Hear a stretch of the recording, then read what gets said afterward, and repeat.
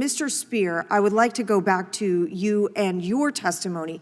One of the things that you noted is that there is, in some state and local law enforcement areas, a lack of resources and jurisdiction, and you noted that this was clearly a federal responsibility.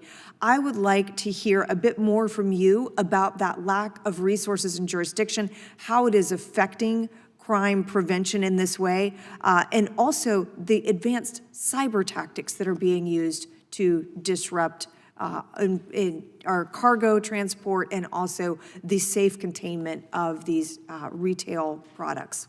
Thank you, Congresswoman. Yes, I'd be happy to.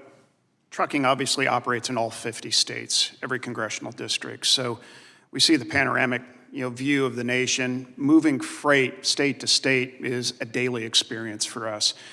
But we worked with state law enforcement, we work with local law enforcement. The problem with this is that you're obviously moving from one point to another. This freight can get taken at any point in time in any state.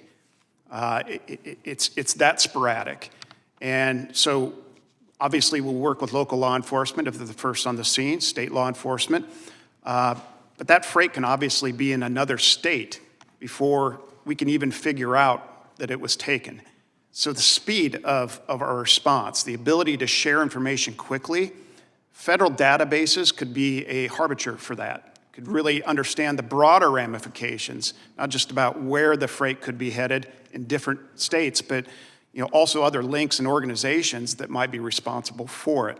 Local and state law enforcement aren't going to have that ability to see state to state, see federal. That panoramic view is the missing piece of the puzzle. Okay, we're working just fine local and state.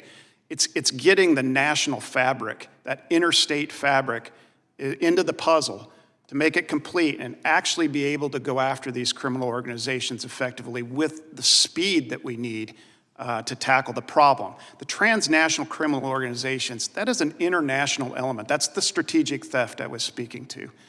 These groups are operating out of Eastern Europe, Russia, South Africa, China. These are places where if you have a laptop, you have access to a process, a system. You can go into a bill of lading and redirect freight as it's in motion. We've had members that the driver thinks it's legitimate, it's the company's system that's telling them to redirect, drop the freight to a dummy site. That freight's long gone before they even figure out that it was taken. That's going to require multiple states being part of a federal fabric to be able to understand where that threat's coming from and how to prevent it.